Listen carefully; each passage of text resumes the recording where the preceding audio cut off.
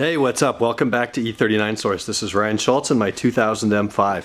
Today we're going to talk about coding, scanning, programming, all the fun things that we like to do with these cars. So you're watching this, you're probably an enthusiast, maybe you own an E39 or similar generation BMW. The product we're going to talk about today is applicable to lots of different cars, not just BMWs, and then within BMW, a ton of different models. So I get people all the time that email me, Facebook, YouTube, email, Instagram, whatever the medium is, and they say, hey, my car's not running right, or I've got these lights, these symptoms, and I scanned it and it's code P45753.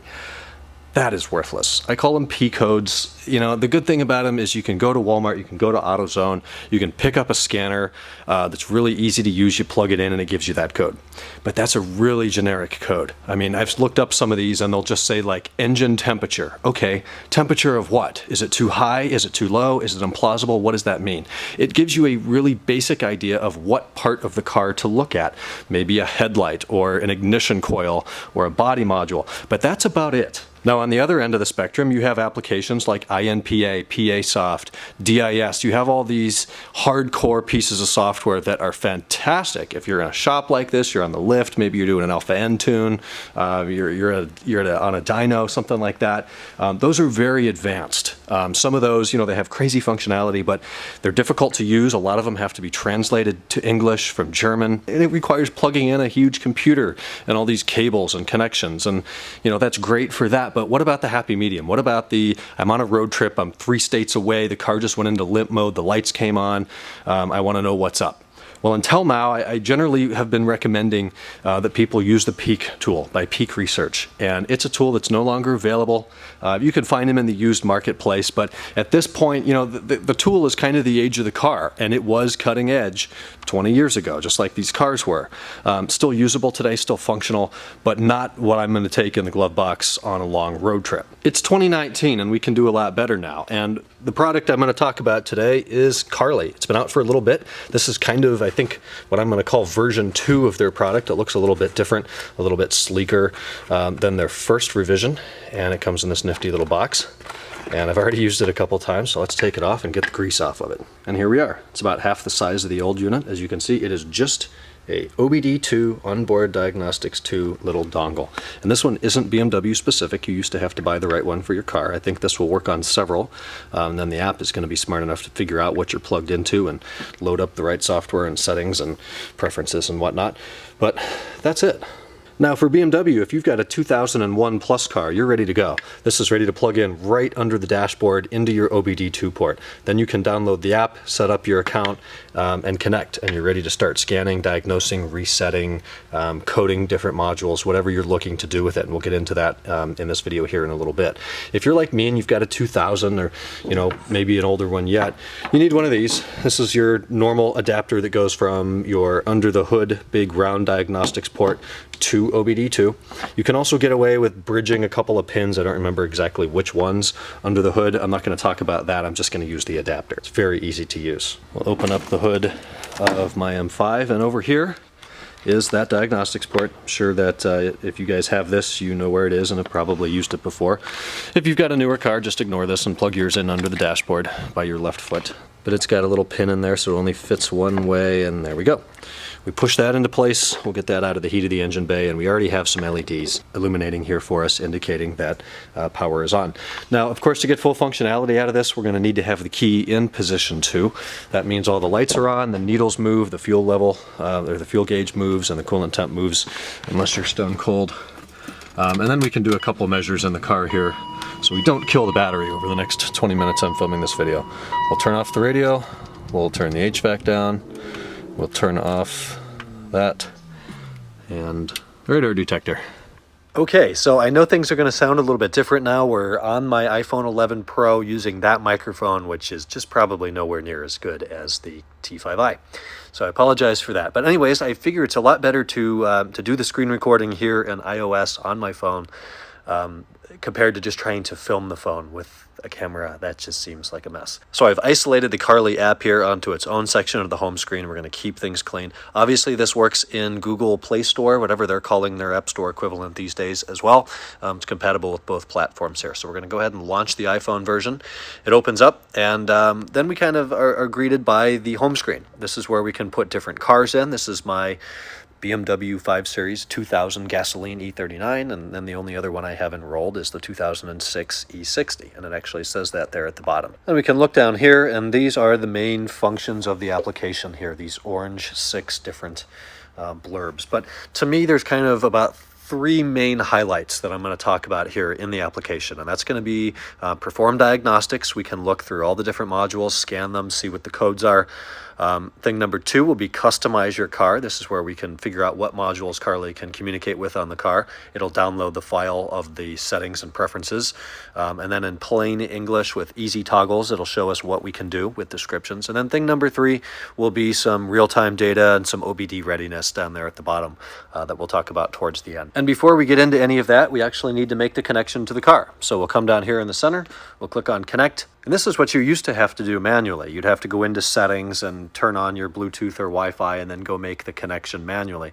At this point, it's able to do it automatically, assuming your Bluetooth and or Wi-Fi are enabled. Now it's asking us which adapter we have. I have the universal adapter there at the bottom, but if you had the older one, you'd select that. And we're in. It's going to go ahead and tell us that there's medium fault probability based on this car. Honestly, I'm surprised it's not high. A lot of these cars I plug stuff into and there's just like 200 different codes that haven't been reset in 15 years. Mileage fraud probability, it can actually look at the reported mileage from different modules and see if maybe somebody in the car's past had replaced modules or is trying to sell you a car with more miles than you think it has on it.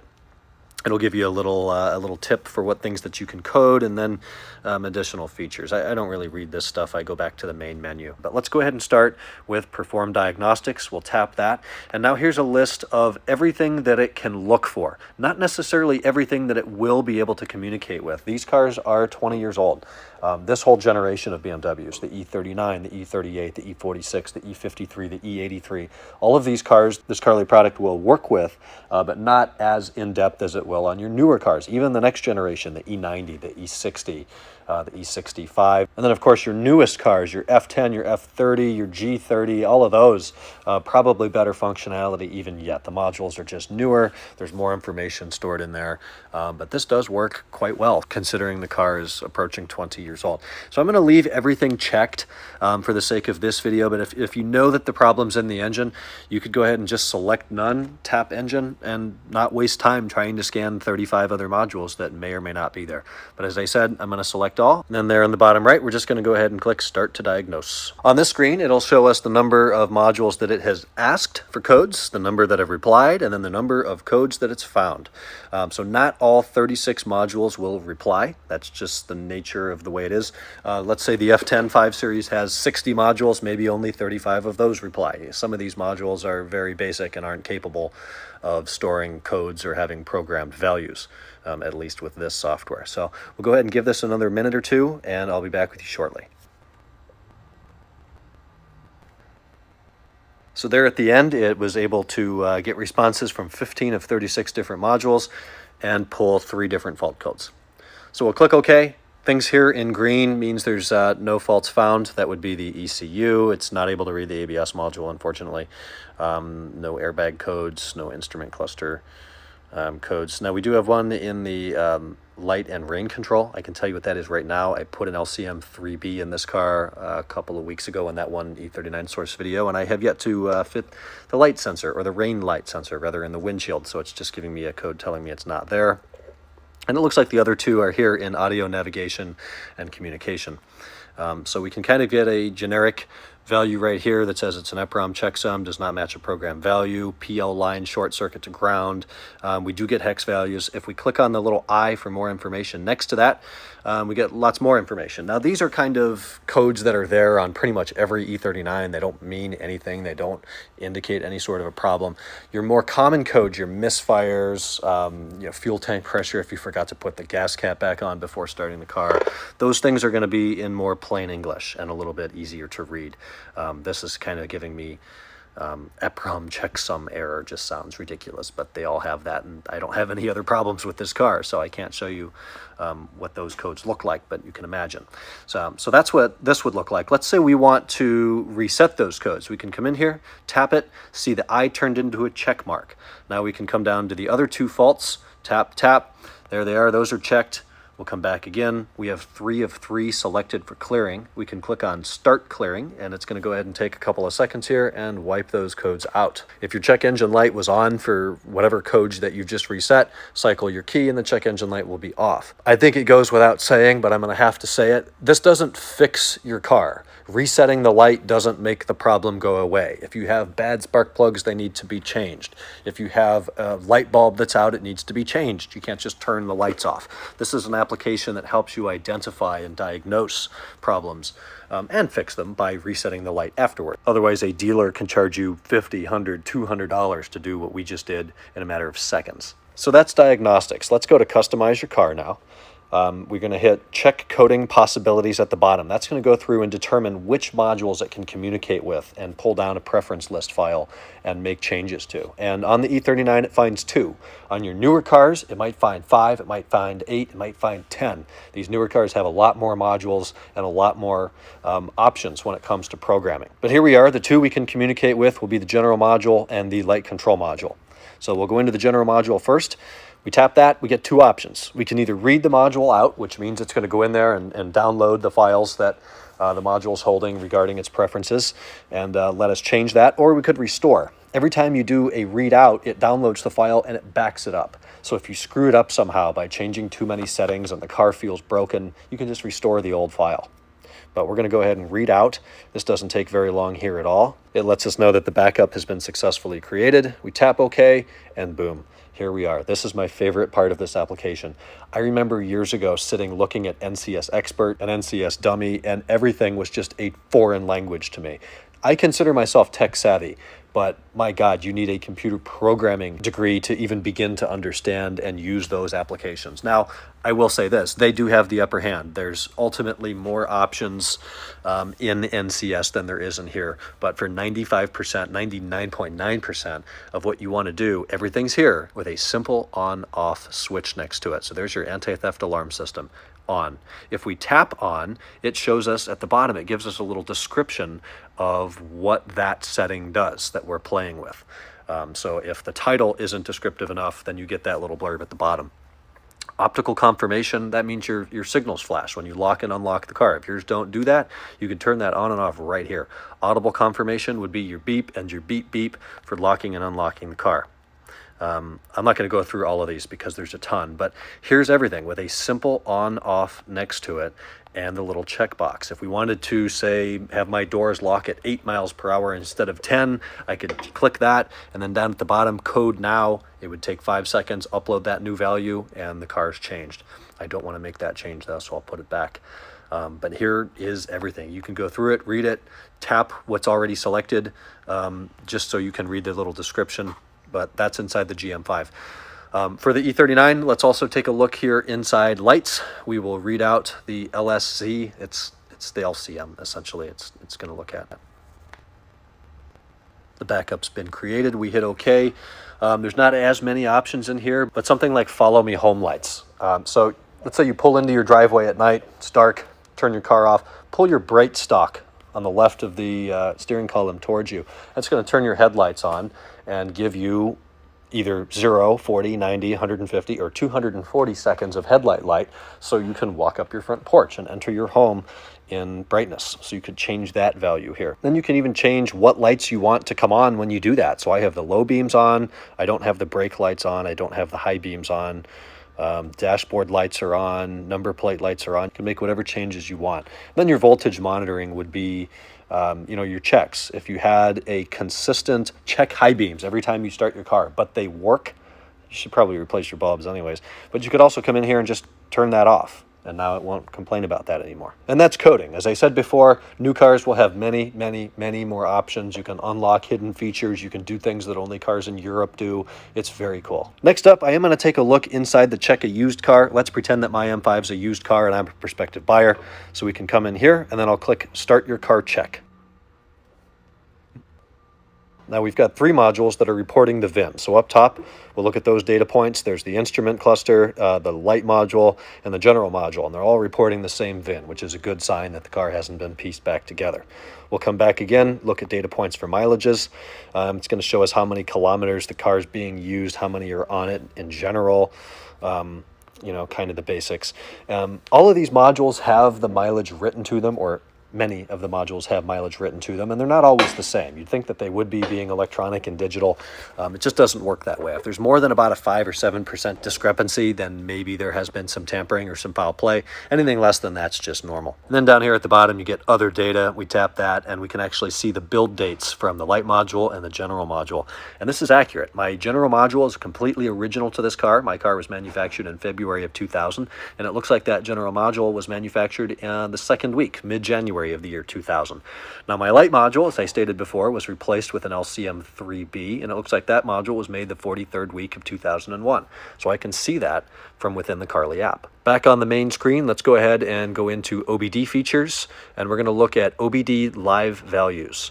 Now to do that, we have to click connect, and it should disconnect from the car and then connect to the OBD. This part of the application feels like it's under some construction. It kind of looks like the older version of the app. We have to disconnect from one and connect to another. So I wouldn't be surprised if this changes in the near future, but it does work for now. Okay, we're ready to go. We'll click back, get out of that screen, and let's take a look at some live values. We'll hit continue again. It needs another moment to look at what parameters it may be able to read. And then we actually get kind of a preference pane here where we can build what we want to see. So we'll tap that first one. Let's make that one engine load. We'll make the second one calculated engine load in percentage. The third one, how about mass airflow rate? The fourth one, throttle position. And the fifth one, this will be the last one I do. How about engine coolant temperature in degrees Fahrenheit? So to start the readout, we have to hit in the bottom left-hand corner, start the readout.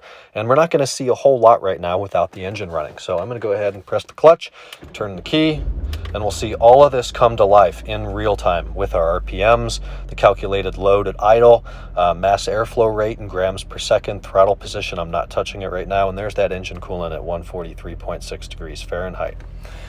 We could start logging this too if you wanted to make a log. Say you're doing a custom tune and you want a log of this, you could go ahead and use this to do that. I'll tap the throttle a couple times here. We can see that load change. Mass airflow rate might change up to 3100 RPM. I wish the refresh rate were a little bit higher on that RPM stat, but it works. The only one that isn't working right now is throttle position. Not sure about that one. Everything else, pretty accurate. Click stop. I'm going to turn the key off. Another feature here is OBD readiness. Now, if you're in a state, like back in Ohio, we had emissions check. Here in California, they have smog check, and they can actually look at your car when you take it in there and when they plug into it. And if you've recently reset all your lights, say you have spark plug issues and emissions issues and bad cats, and if you just thought, oh, well, I'll just reset my lights and then drive it right over there, they can see that. They can see that your modules aren't ready. You have to drive so many miles and or so much time before they're ready. So you can actually check that from here before making that appointment. So I'll tap on that. We'll click continue. Readiness data has been read. We'll hit OK. And here we are. This is since the DTCs were last cleared, and everything here is a green check mark, including that secondary air system, which some of you have asked. Yes, this car has the Shark SAI delete tune on it, and it is still showing that that secondary air system is complete and ready. And back here in the main part of the app, we can see that down at the bottom we have settings. I'm just going to take a quick look in there to show you. We could change our units between metric and imperial.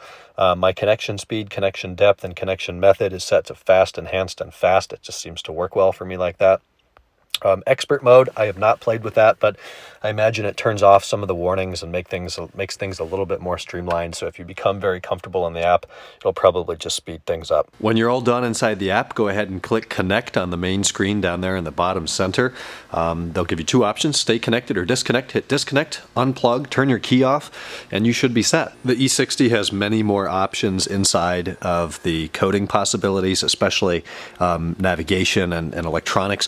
One that I find really interesting. So, you know, on the iDrive, this is still the CIC old version iDrive, but there's an option where you can split up the percentage, I guess, or the intensity of the heat that goes on the heated seat between the bottom rest and the back rest. And there's an option that when you press the button, it just always brings that menu up, so you don't have to go and find it. So if you were someone that frequently changed preferences between wanting your rear end and your back heated at different rates, then you could do that all the time. Just weird stuff like that. On our 2016 M5, that is really interesting because you can actually program what startup sequence the navigation goes through. And there's a Christmas mode in there, little Easter egg. So you can go in there and put it in Christmas mode. And then when you press the button on the car, I'm not making this up. You press the button on the car and you have like red Santa and a BMW logo in the snow instead of the little M driving down the electric looking road kind of thing. You can also put it in Rolls-Royce mode and have the Spirit of Ecstasy come up there instead. So there's some cool stuff, especially on the newer cars. Go ahead and take a look in the description of this video, though. I will leave a link to the website and some specifics down there if you guys are interested in the car. It's absolutely a product that I recommend and have been recommending to BMW owners, just car people in general. It doesn't really even matter what type of car it is, that want to have a way to be able to quickly diagnose, scan, reset, make a couple little options, set a couple little options without going to the dealer, taking a ton of time and wasting a lot of money. So thank you for watching. Leave comments down below, and I'll talk to you guys in the next E39 source video. Take care.